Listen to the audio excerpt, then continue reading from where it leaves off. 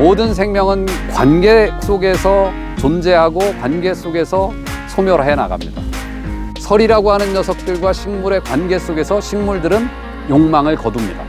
이제 멈춰야 하는구나. 더 잘하려고 하다가는 죽을 수도 있구나.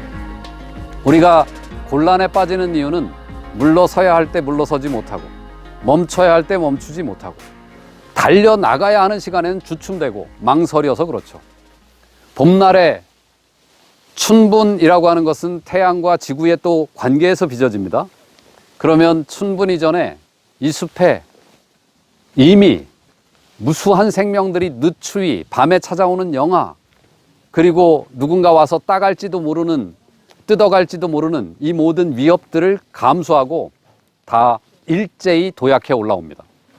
근데 우리는 뜯어먹힐까봐, 우리는 꺾일까봐, 우리는 상처 입을까봐 나아가지 못하죠.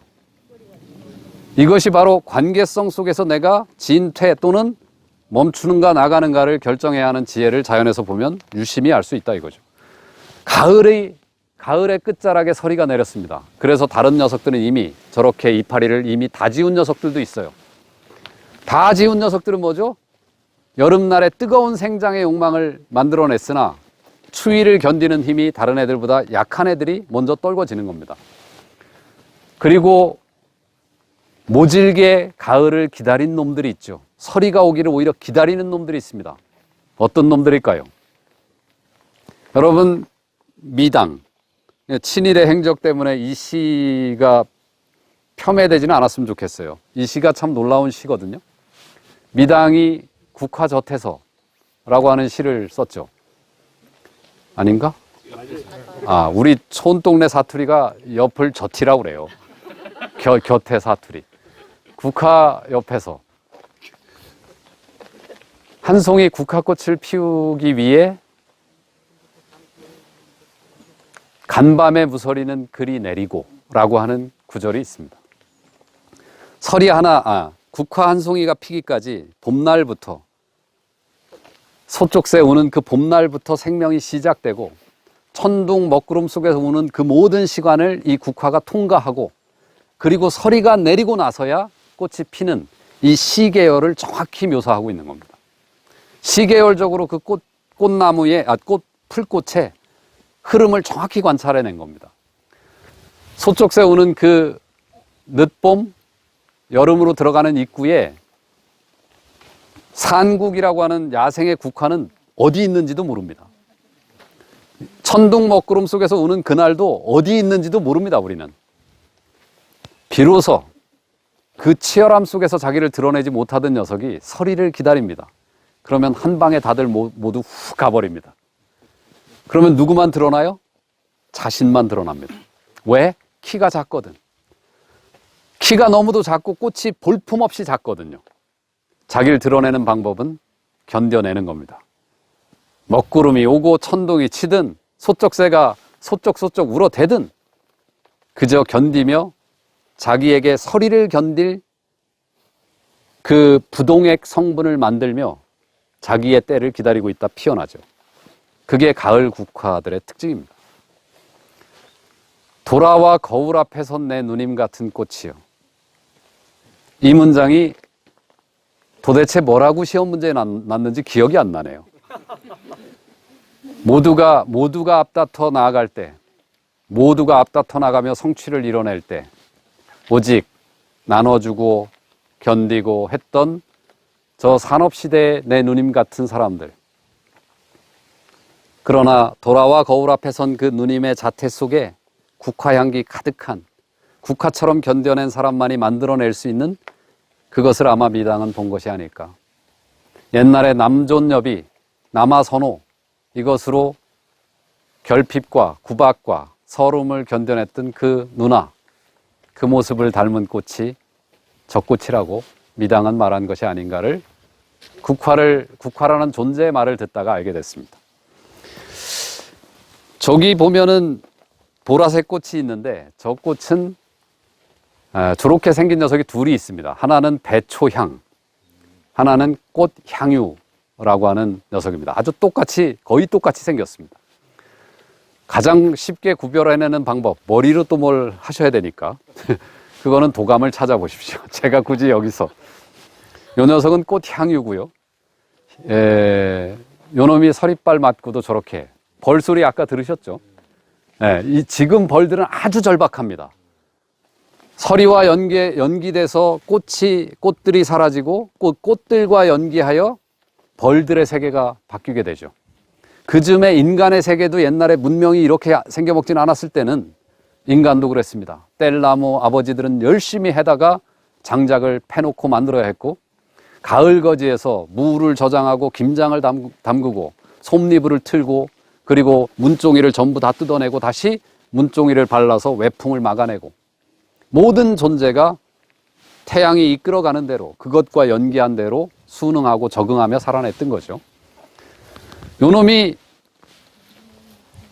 어디 태어나는 성을 가졌나? 잘 보시기에 이놈이 이런 데 태어날 것 같습니까? 저 깊은 데 태어날 것 같습니까? 열려있는 이 공간과 깊은 곳이 만나는 지점에 태어날 것 같습니까? 훌륭한 통찰입니다. 요놈이 딱 경계에 태어납니다. 그러면 요놈의 성은 빛을 좋아하는 놈이다, 빛이 없어도 되는 놈이다. 빛은 절박한 놈입니다. 이런 걸 양수식물이라고 얘기합니다. 빛이 절박하게 필요한데, 그러면 빛이 절박하면 여기 살면 되잖아요. 열린 이 공간에. 그럼 뭐도 적당히 필요하다? 양분도 적당히 필요하다. 그러니까 더 깊은 양분 속에 들어가면 빛을 놓치고, 더 열려있는 빛 많은 공간에 나오자니 양분이 모자라고. 그래서 경계에 사는 놈들이 참 많습니다. 근데 요 놈이 그 경계에 살다 보니 문제가 있어요. 가을날에 설이 내리기 전부터 얘가 꽃이 피거든요. 설이 내리기 전에는 아주 치열하게 여기 풀들이 있었어요. 이거 왜 풀이 작아졌겠어요? 이 여우숲에 관리하시는 분들께서 이거를 싹둑 잘라냈겠죠. 그래서 여긴 지금 풀이 없는 겁니다. 조금 더 큰 풀이 있었을 때는 설이 내리고 얘가 그 설에 의해서 드러나는데, 잘 보십시오. 이거 이제 조금 이따 오셔서 보셔야 되는데, 요 녀석이 그 문제, 치열함에서 자기의 그 치열함을 넘어서기 위해 자기 꼴을 바꿔낸 게 하나 있습니다. 뭔지 여러분이 직접 관찰하고 만져보고 조금 이따가 저에게 들려주시기 바랍니다.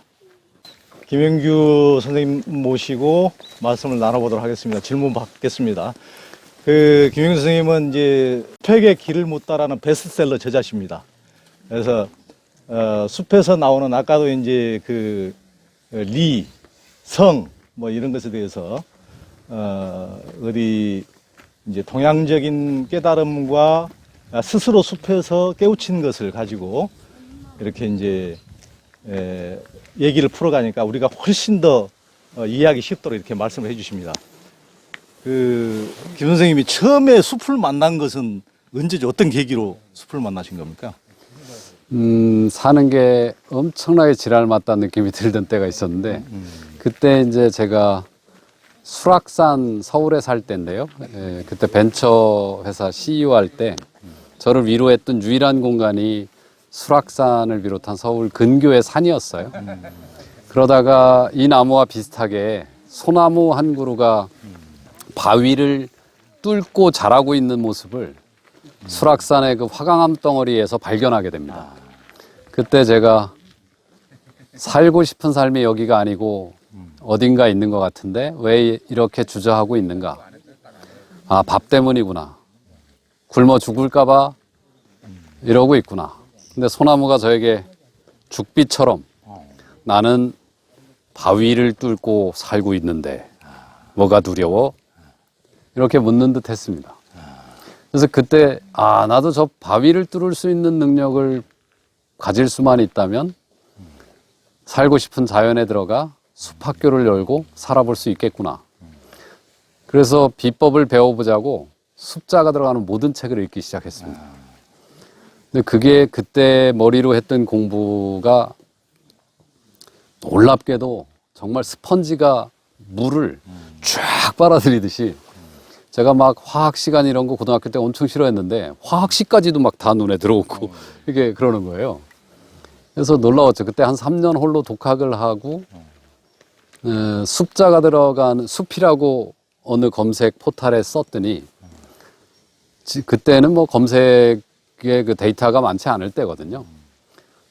숲 스승이 거기 탁 걸려 올라왔죠. 그래서 수변구소라고 하는 서울의 숲 생태 분야의 최고의 전문가 선생님께서 계신데 스승으로 찾아뵙게 되죠. 그리고 그 스승님께 정말 놀라운 시선, 아까 제가 지렁이의 시선으로 삶을 살았다면 나비의 시선을 갖게 해주신 그런 인연이 있었습니다. 그때 그러면 직장에 다니시면서 3년 동안 숲에 대해서 네, 홀로 그렇게 직장 다니시면서 네, 주말이면은 딸려서 그 막 아장아장 걷던 녀석, 이제 좀 걷던 아이를 무등 태워서 산에 같이 올라가고 그러면서 그 아이는 여기 그 수녀님들께서 운영하시는 지금 숲 유치원을 제가 직접 한 거죠. 아이와 함께 숲에 다니며 아이에게 비가 오는데 이 아이가 갑자기 소나기가 왔어요. 갑자기 일화가 떠오르네요. 아빠 비야, 비 어떻게 해? 그래서 제가 그 졸참나무였던 걸로 기억하는데 내려오다가 졸참나무 아래로 들어갔어요. 그리고 아이에게 눈을 감아보자. 비가 우리가 눈으로 보고 피하는 거라고 생각하는데 나무가 우리를 좀 잠시 피해 주니까 여기서 우리는 비가 나무와 만나는 소리를 들어보자. 지금도 그때 그 감각을 잊을 수가 없어요. 토독 떨어지기 시작하다가 나무와 비가 만나는 그 소리는 어떠한 시인도 어떠한 가수도 불러낼 수 없는 노래구나. 아이의 감동이 그냥 와, 아빠 빗소리 정말 멋지다. 꼭 피해야 하는 건 아니지.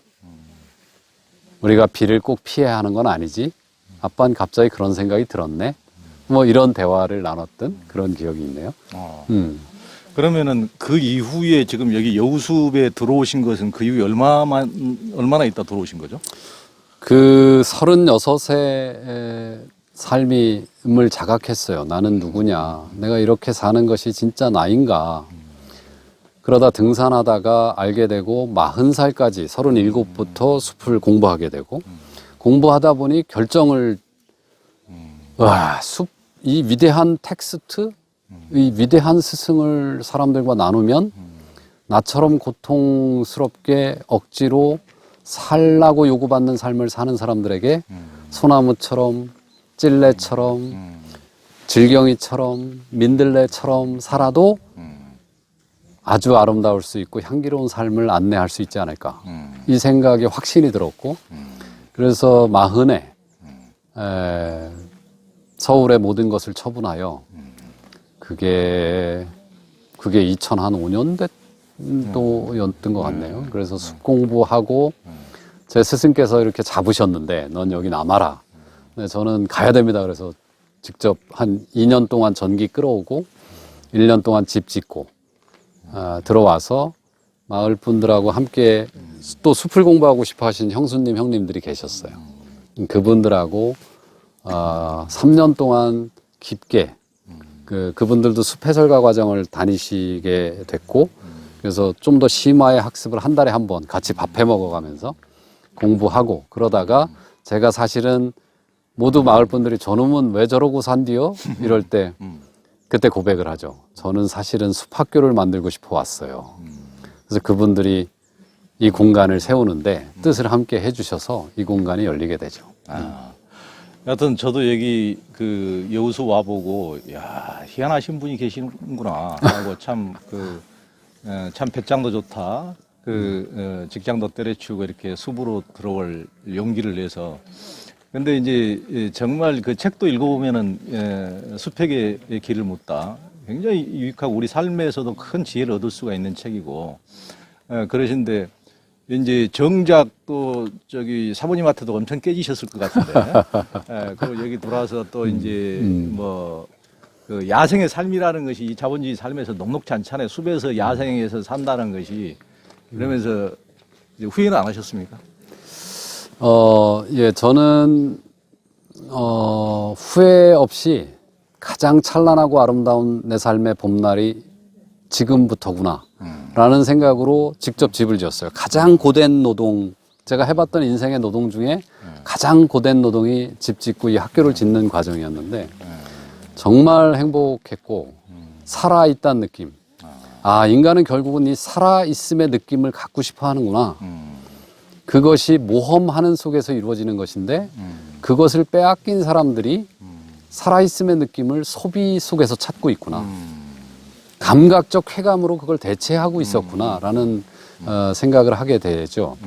지금 이제 우리가 코로나 시대를 맞아가지고 엄청나게 모든 사람들이 힘든 지금 시절을 보내고 있는데 우리가 자연의 어떤 뭐 은총을 잃어버리고 너무나 인위적인 인공적으로 뭐든지 우리가 정복하고 뭘 이제 숲과는 자연과는 동떨어진 삶이 주는 어떤 우리 자신이 우리 자신에게 내린 벌이다 이런 얘기도 듣고 이제 각종 얘기가 많은데 숲에서 이렇게 사시는 우리 김 선생님이 보시기에는 코로나는 뭡니까? 일단 저에겐 진짜 큰 재앙이고요. 왜냐하면 전 강연에서 주로 생계를 유지하고 아내와 아이를 부양하고 있었는데 올해 잡혀있던 강연이 코로나가 확산되면서 정말 일거에 뭐 하루에도 몇 개씩 취소 전화를 받았죠. 그래서 조금 진정되는 것 같더니 8월 15일에 그 어느 신앙인께서 그 하시고 또 재확산됐을 때 제가 그분을 끌어안고 불을 싸질러 차라리 죽는 것이 낫겠다 라는 생각이 들 정도로 정말로 삶이 막막하고 힘들었어요. 재난지원이라고 하는 것이 저는 해당이 또 잘 안 돼요. 왜냐하면 제가 프리랜서로 분류되지만 우리 여우스핏의 직원으로 등록돼 있는데 제가 어려워서 월급을 받아본 적이 한 번도 없어요. 그런데 이게 직장인으로 돼 있으니까 이게 안 되는 거죠. 그러니까 제가 이제 뭘 하고 생계를 살아남는 건 매우 중요하니까요. 근데 이게 저를 위로했다고 할까 이런 것이 제가 도시에 작업실이 있는데 그 작업실 주변의 상가에 사장님들을 볼 때 제가 힘을 내면서 다 같이 견뎌야겠구나라는 생각을 해요. 되게 현실적인 이야기를 먼저 드리는 건데 저분들은 임대료 나가는구나. 저분들은 종업원도 먹여 살려야 하는구나. 그런데 지금 견뎌내고 계시구나. 그래 일단 견디자. 어떻게든 견디자.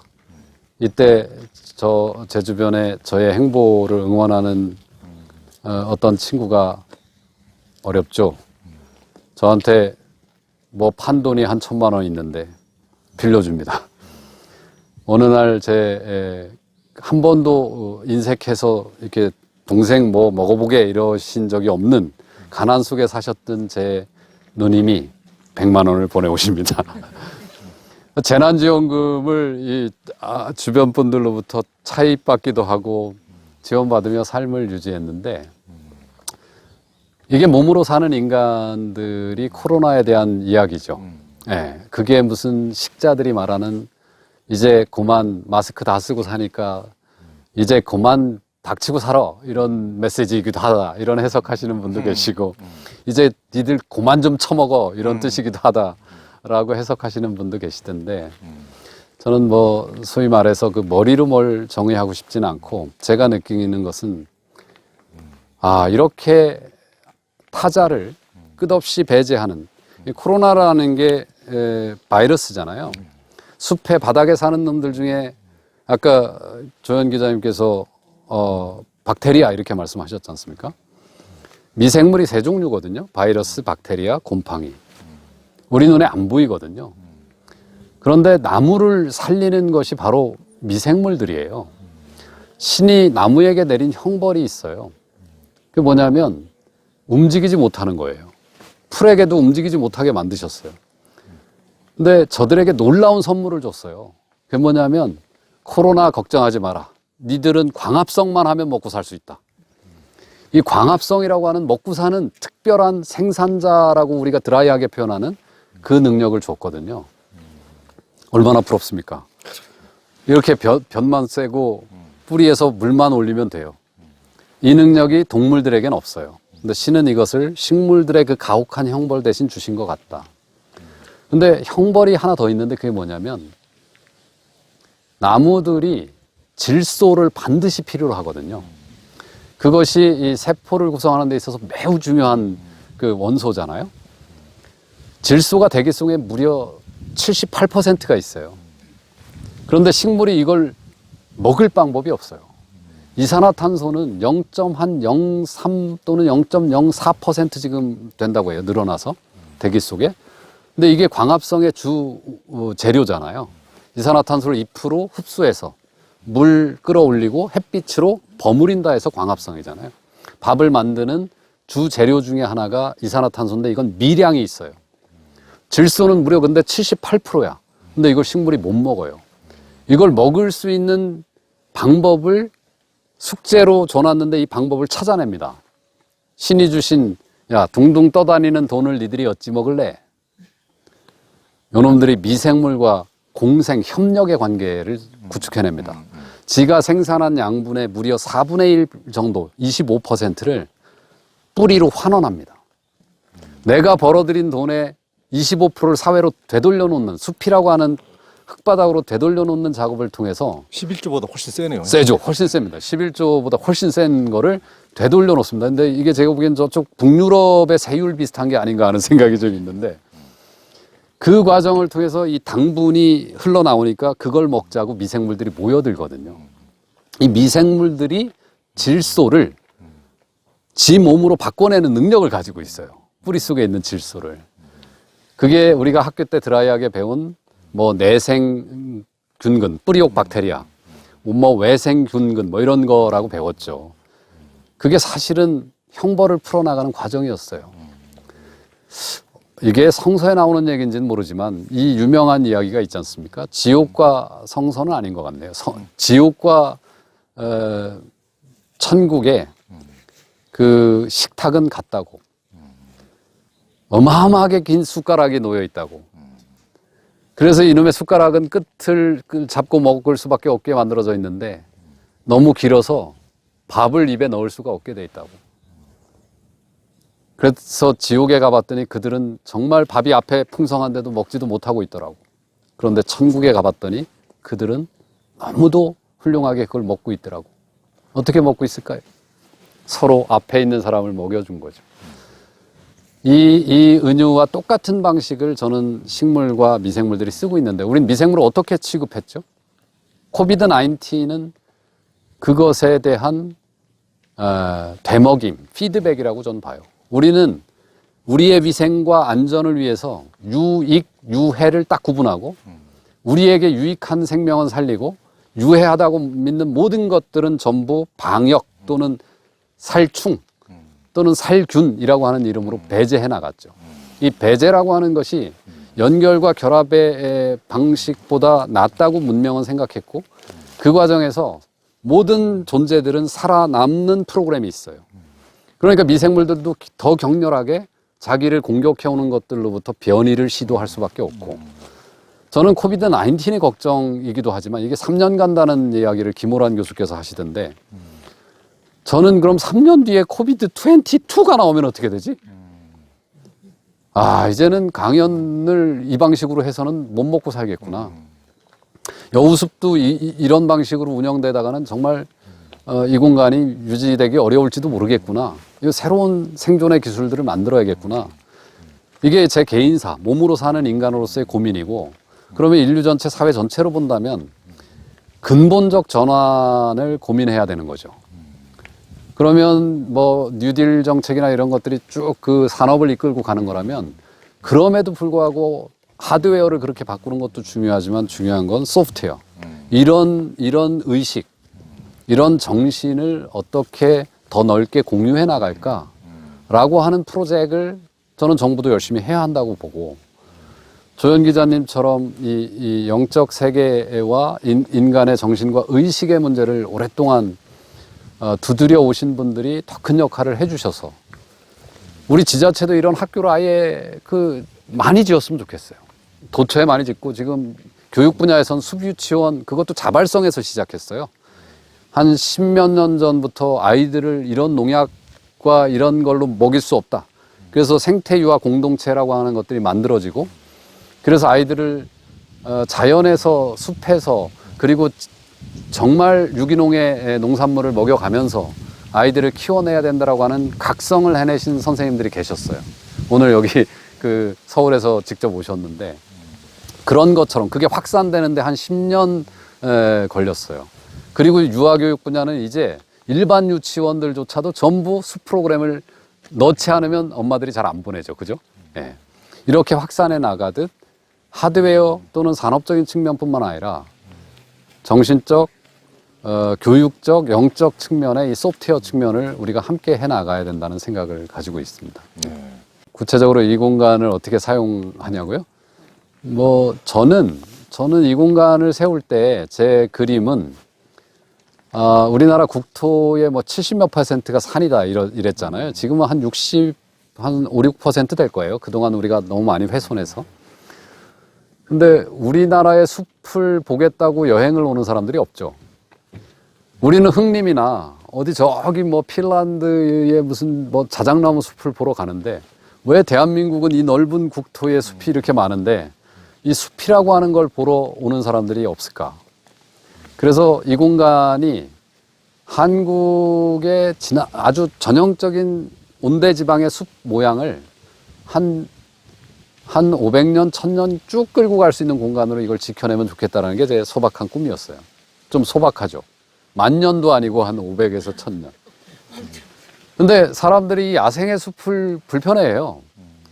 야생으로부터 멀어져 있기 때문에 그렇죠. 그래서 조금 이 공간 전체가 앞부분에는 정원이 있고 뒷부분에는 야생의 숲이 있어 문명과 즉 문화와 야생이 만나는 어떤 압축적 공간으로 좀 만들어 보자. 그리고 사람들이 거기 와서 인문, 생명, 그리고 이 도시와 농촌의 문화적 차이 이런 것들을 모두 좀 공부하고 느끼고 그리고 교류해내는 장으로 좀 갔으면 좋겠다라고 하는 큰 그림을 그렸고 그것을 어떻게 운영해 가는가는 연기죠, 뭐. 이 공간이 너무 좋아요라고 왔던 분이 이 공간에서 상처받기도 하고 이 공간은 치유의 공간이고 너무 행복해요 이랬던 사람이 나 여기서 한번 같이 모험해 볼게요 왔다가 모험에 지면 이 공간은 가해의 공간이에요 이렇게 바뀌기도 하고 이 과정이 저에겐 또 대단히 큰 공부였고 고통스러웠는데 후회는 없느냐라는 아까 질문이 사실 이때 좀 후회됐어요. 내가 저렇게 이 공간을 모험하자고 왔던 사람들이 아프다고 말하는 일을 내가 빚어내서 되는가. 근데 그것도 삶이다라는 생각을 하며 우리는 그 과정에서 더 나은 방향을 늘 찾아가는 것이다라는 생각을 하며 다독이게 되고 그렇게 나가게 됐죠. 어떻게 운영될지는 운명 따라 갈 것이고 신의 뜻대로 갈 것이라고 믿습니다. 김 선생님은 이제 숲에서 온갖 나무와 식물 그 풀들을 보시는데 자기하고 제일 닮은 건 뭡니까? 예전에 제가 숲에 길을 묻다라는 책에는 그 두릅 또는 엄나무가 나를 닮았구나라고 느꼈다. 엄나무가 이제 도감에서는 음나무라고 찾아야 나와요. 그 엄나무가 우리 향명인데 엄한 나무란 뜻이에요. 예전에는 이게 그 과학 이전의 시대에 우리는 하루하루 질병, 역병, 그 다음에 잡귀 이런 거에 대한 두려움이 있었고 하늘과 소통하는 방법으로 당산나무를 심고 산신령을 살게 하셨죠. 우리 숲에 전부 산신령이 사셨어요. 왜 그랬냐면 함부로 굴지 말라고요. 니들 산에 가서 함부로 했다가는 산신령한테 혼난다.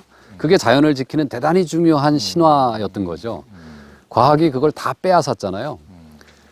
그런데 이제 그 시절에는 집에도 그게 있었어요. 집 대문 입구에다 엄나무, 음나무를 심으면 이놈이 빠르게 커 올라가는데 가시가 대단해요. 잡기가 들어올 수 없다는 거예요.